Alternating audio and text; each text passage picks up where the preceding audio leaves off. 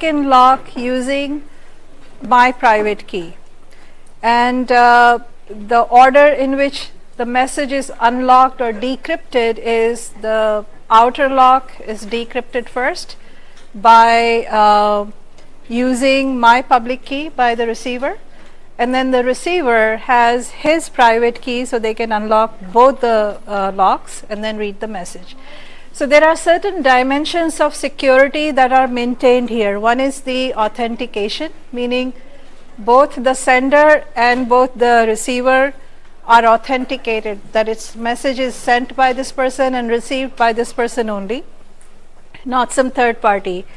Confidentiality, because the message is only touched by these two parties only, because it's encrypted at one end and decrypted only by this other person who's receiving, so the message is not altered. Non-repudiation, this is a very important concept in business. Like, somebody cannot deny that I never got the message, or I never sent the message, or this is not the message I sent, which can happen, right, sometimes in some cases. But because of this double encryption, non-repudiation is not possible, because all the records and the way the private and public keys work, then even if the person tries to deny it, it's not something that would stand the proof or in the legal sense. And then of course the integrity of the message, because nobody else was able to touch the message. So those are the 4 dimensions on any digital security that have to be maintained, and these are maintained by public and private pair of keys. So in blockchains, you basically are using a similar concept. So the idea here is that the pay, so there is owner who's selling something, and the payee or the recipient who's going to pay something to get that thing from the owner. They have to authenticate each other. The owner is owner and the payee is payee, and then of course the payee needs to know that the owner, that there is this whole set of transactions, or the chain of transactions that is happening. So how does it happen? So it's a very simplistic way. Again, this comes directly from the original Nakamoto paper of 2008. The image is from that. First of all, somebody has to start the chain, and usually whosoever is putting forth that, like for example, Bitcoin.org was initiated by Nakamoto, so he was the first one to create the first coin, Bitcoin. So they create, so there are certain things that go together. So one is owner's signature to signify, that's the, what is the signature part again? To authenticate that Alice is the one who sent the message, that Alice encrypts is using her private key. So that's the same thing happening here. And then the owner's public key, right? Whosoever, owner one, sorry, not owner, I got confused. So whosoever you are selling it to, you use their public key, right? So it's Bob in this case. In the earlier example, we had Alice and Bob, so Bob's public key is used. So that way you know that owner 0 is selling something to owner 1, and authentication or verification is happening because you use the private key here for your digital signature and the public key of the recipient, owner 1. So therefore you know both parties are authenticated and verified. So then you guys kind of just keep doing this. Owner 1 might be doing another transaction with owner number 2 and 3 and so on. So the same methodology continues.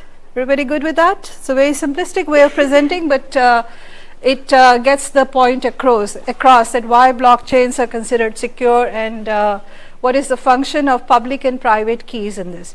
Verification, authentication, and non-repudiation, and message integrity. In this case, it's not the message, it's the transaction that we are talking about.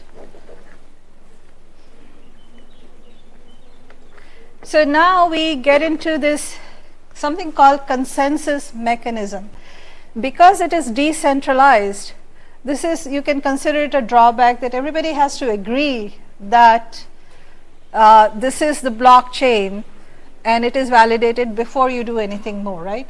So in central authority, it's faster, right? Because it's only one person or one entity that is deciding what is valid and what is invalid.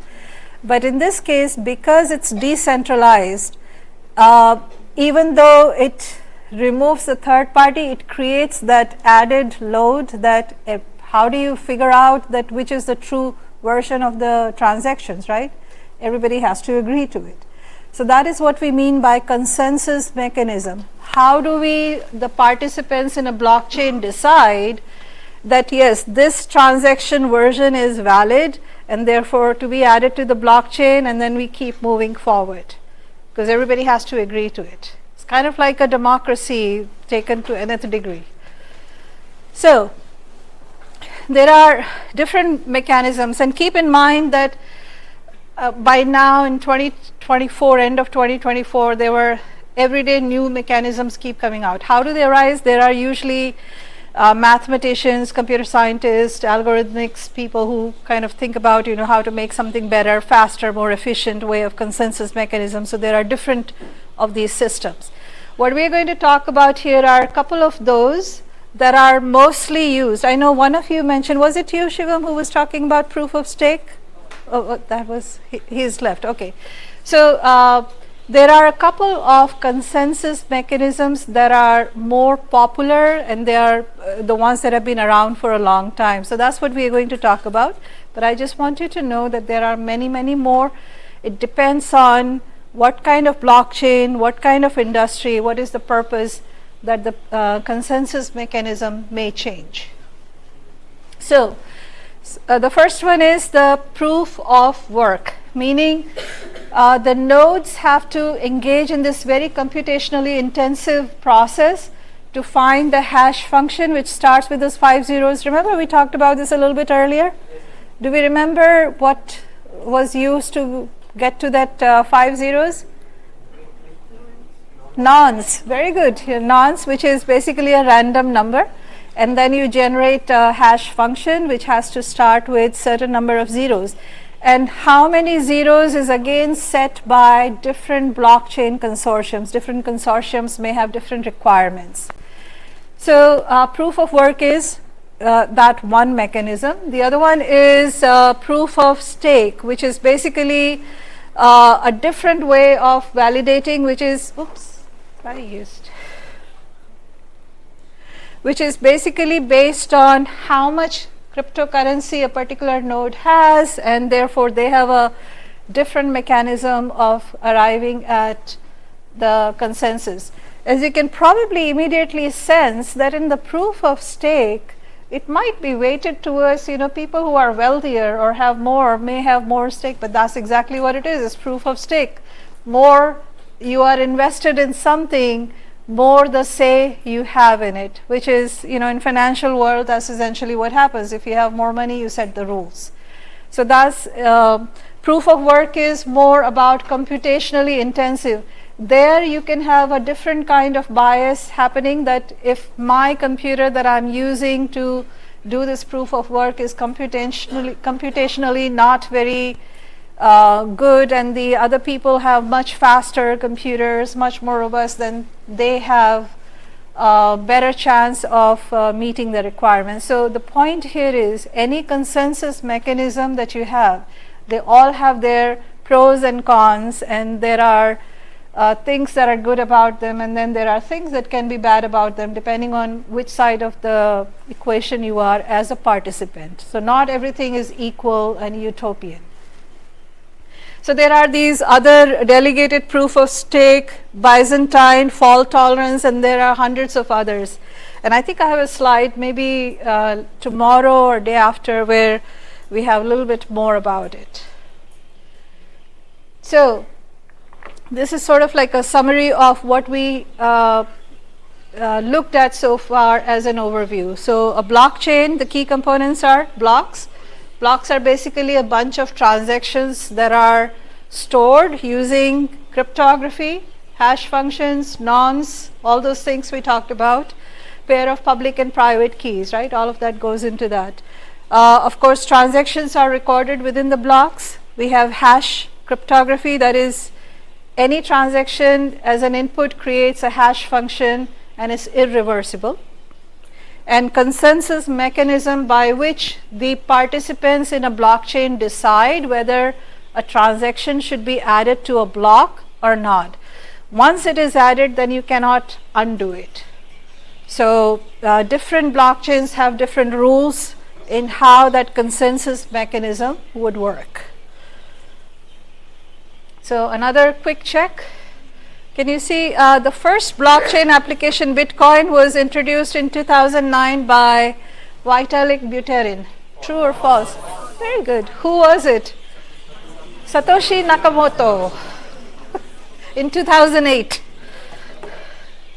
Okay, the second one is, which of the following is not a key?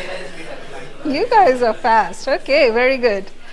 So centralized database is not part of a key component of a blockchain. It's decentralized.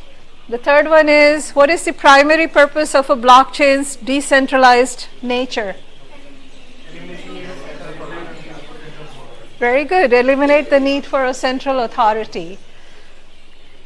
And what links the blocks together?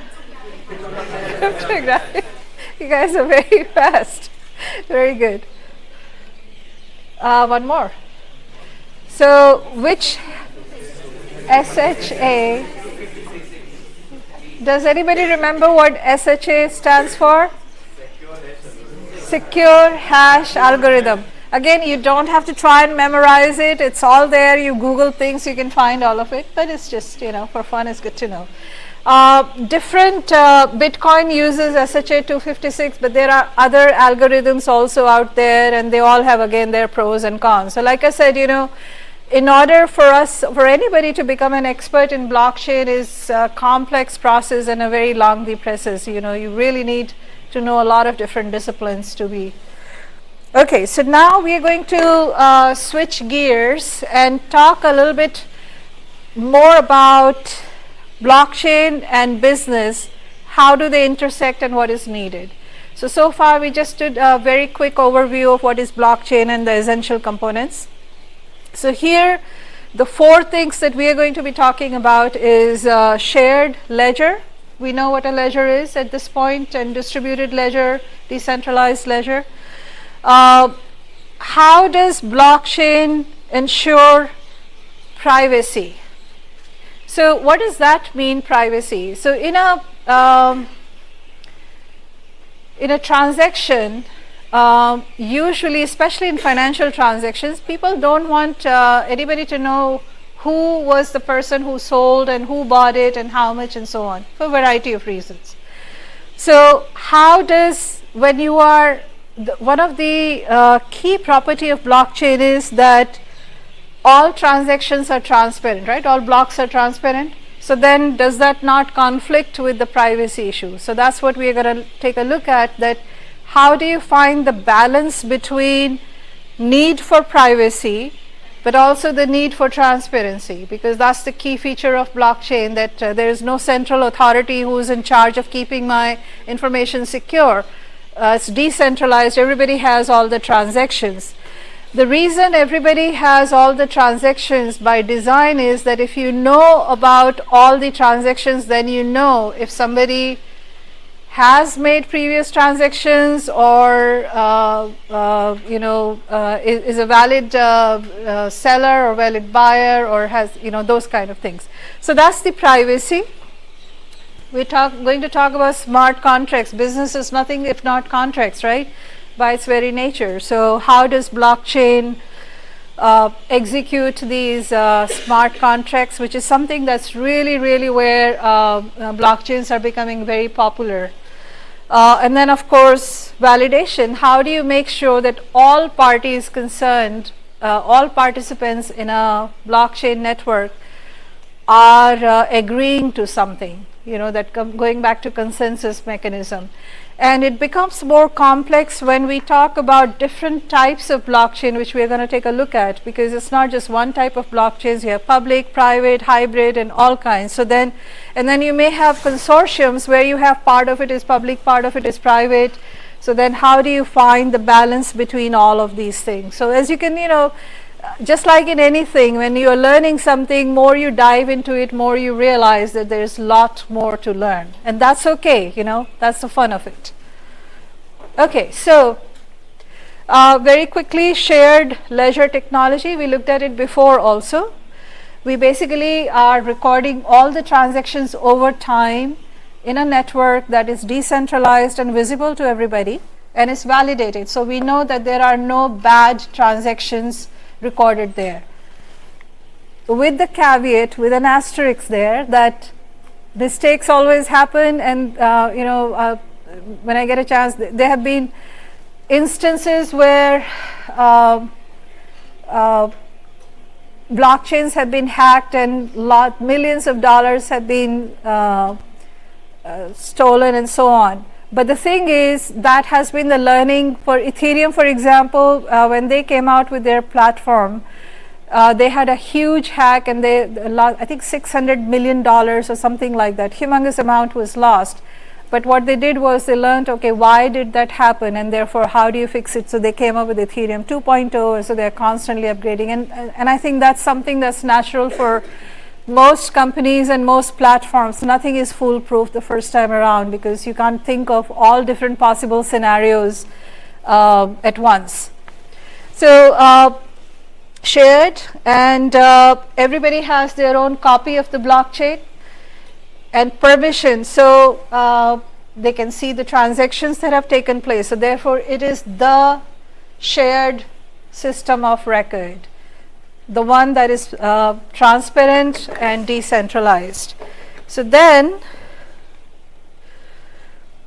in the old system, or not old system, I should call it traditional system, because that's the system most companies are still using, and it's perfectly fine, it works for them. And we'll talk later about, you have this system which may have some inefficiencies versus a blockchain based system, but it's also costly and more complex. So sometimes companies have to make the determination, what it is that they can live with. So instead of going to very complex and expensive system, resource intensive, they are okay with this, even though it has certain inefficiencies, because in the long term that works better for them. So here what you have is, you have different participants in a network, the blue blocks, right? And then each of them is maintaining their own ledger. So that we can immediately see then, you don't know which one is the true ledger, right? Which one has the most latest transactions and all the transactions. And usually it's not unusual, but like I said, for most companies that's okay. They don't need to know the true version of the all transactions all the time. So it depends on what the company is doing and what their purpose is, and the pros and cons that come with it. But usually there are inefficiencies, obviously. There is expense, especially the computational databases and all those, if you're on a digital realm, and vulnerable. That's the most that's the thing that is most problematic for most organizations, and why they consider switching to blockchain, because of this last one. More and more hacking is becoming like a pastime and a business for a lot of people. So it's always a race between keeping something secure and somebody finding a way around that security mechanism, and therefore, so the companies that rely on a business model that has to have things secure. Can we think of some industries where that may be the key consideration, the security?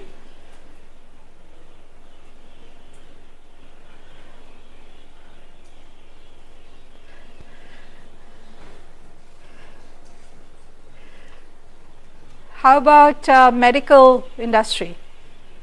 Do you think in medical industry security is needed? For what? Patient, because patient records should by its very nature, I don't want anybody else to know what illness I have and what shots I've taken, what medication I'm taking, etc., etc., and same thing. So medical records is for patients is one thing that needs to be hack proof as much as possible.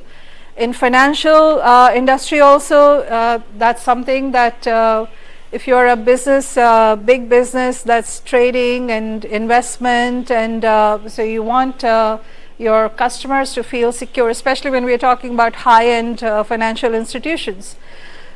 Supply chain management also, we were talking about provenance, right? Do we understand what provenance is? Provenance is, do you know the history of something, where it originated and how it exchanged hands? So cash is provenance free, but if you're talking about things like car or house or artwork or anything like that, you need to know, okay, you know, was this really painted by Van Gogh? And if so, who owned it for how long and so on by the time you are ready to buy it. Same thing with a house, same thing with a car. So that provenance people can alter, and they do, right? In cars and houses, people will say, yeah, this house was built in 1999 when it might have been built in 1959 by just altering few records, and same thing for cars. So that's the kind of things that a business will have to consider and then decide, okay, is moving to a platform like blockchain the right business decision for us or not, based on how important or how critical are the inefficiency or the expense or the security is for them. And usually security is what security consideration is what drives most companies and industries to move towards blockchain. So in the blockchain, like we said, basically everybody has the same ledger, so you remove those inefficiencies and you have provenance. That's what I'm talking about. Everybody knows what transactions took place and when, and history of it, and immutability and finality, which is a good thing, but it also can be a bad thing, right? Once it is final, you can't change it. So if there was a human error or some error done in the first place, then you're kind of stuck. Okay, so this is where we were talking about the privacy. So the ledger is shared, but the participants want privacy. I don't want everybody to know my business, right? So how do we maintain that? So basically, we need transactions to be private, identity not to be linked to a transaction. So even though I may have sold something to person X, I don't want the transaction to show it was me, person by name or by any other identification. So cryptography, the things that we've been talking about, all those hashes and nonces and public and pair private keys, they become really important here. So privacy is maintained by keeping the public keys anonymous. So even though my public key might be floating out there, it is nearly impossible for somebody to connect. This public key is associated with me personally by name, by Babita Gupta. All they know is that the public key belongs to an authentic, validated owner, but they don't know who that owner is. Same thing for the seller. Somebody's public key might be available, but I can't identify who that, where does this, what is that person's name, or where do they live, or which country they are from, etc. So here, this is how you find the balance between privacy and transparency. So this is similar to, I know you invest a lot, right? You said, right? Yeah, trading. So in trading, like in stock markets, it's a similar thing. You just see the transactions that are changing hands, but you don't know who sold that amount and who was it. So it's all you know is this is the amount that is being transacted at any given time on the stock market ticker that you get. It's kind of the similar concept here. So you can't identify the people who are associated with the transaction. All you know is the transactions is taking place. Okay, so is this a good time, because smart contract, Professor Sahu? Should we stop now, or when should we? This is a good stopping point? Yeah, I think we'll be happy. Many of them are common participants. They started their day in the morning, 9:30. Oh, you guys have been here since? No, not all of them. So few of them. Who are common to both. Some of you. Well, you guys really have had a long day. So we're going to stop here. Thank you so much for your attention and, more importantly, engagement. You guys have been great at least raising your hands and answering the questions. So we'll pick it up tomorrow at 2 o'clock. 2 o'clock. Yeah. So sharp 2 o'clock you have to be here. So there is no choice, because we'll be starting at 2. After this session, I'm going to take 2-3 minutes time. Okay. So don't. Okay. So thank you all.